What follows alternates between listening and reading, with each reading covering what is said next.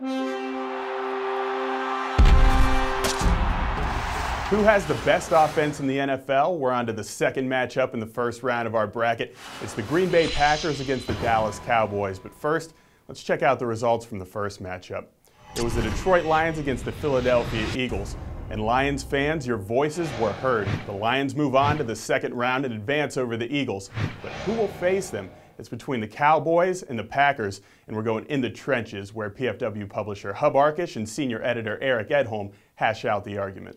All right, Eric, now anybody who's following our series of matching up best offenses in the NFL may think I'm bullying you a little bit because here I've got the Packers, you've got the Cowboys, and I'm not sure how much of a contest this is. The Packers, they're number 1 in the NFL in points scored, they're number 2 in average gain per play, they're number 1 in average gain per pass play, and you got Aaron Rodgers. And the bottom line is, at least right now, Aaron Rodgers is playing at a level that nobody else in the NFL can touch. Yeah, it is tough for me to counter those numbers, but I will say one thing. Tony Romo is coming off his best season, and I don't think the gap between him and Rodgers and the other related quarterbacks is very big. I actually think he should be right up there with him. Romo's got this LeBron James-like reputation where he's this late-game choker and stuff.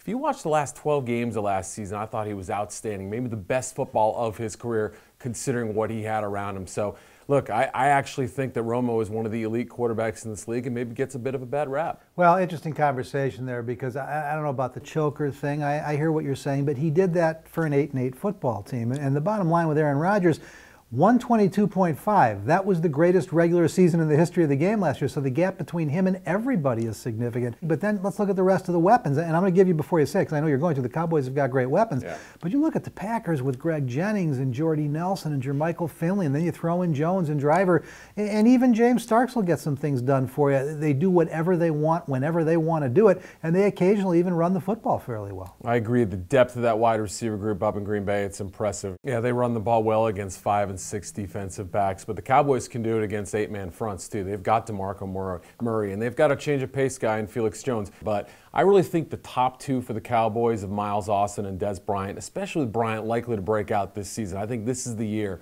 I think those 2 are better than Jennings and Nelson at the top. I also would argue that Jason Witten is a better blocker and maybe a better all-around safe player at tight end than Jermichael Finley. They don't have the depth at receiver that the Packers do, but I think that top 2 with Dez Bryant, who's ready to break out, and Miles Austin, still pretty darn good. Well, there's no question the Cowboys have some talent, and I'll give you the running back position, but I think this is where the gap between Rodgers and Romo comes back to haunt you, because where I'm going to bury you is second in the NFL in turnover takeaway ratio, first in penalty yards edge. On top of the fact that they do it as well or better than anybody else, they don't make mistakes. But the Packers, at the end of the day, in all the categories that matter, scoring, penalty yards edge, turnover takeaway, they're 1 or 2 in everything. The one thing I can counter with that is maybe that offensive line. Tyron Smith, I think, moving to the left side could be one of the elite players at his position. They got help at guard. They got better competition at center. And that offensive line in Green Bay, I didn't like it as much last year as some people did. I thought they had some weaknesses, and I think they still have those. Chad Clifton is gone. Some of these new kids have yet to prove themselves.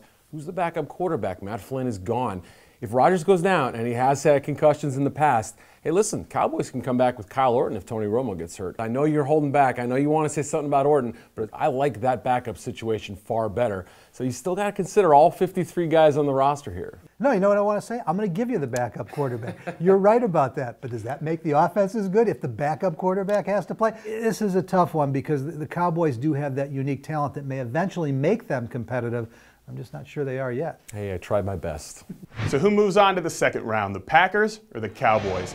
That's for you to decide. There are plenty of ways to cast your vote.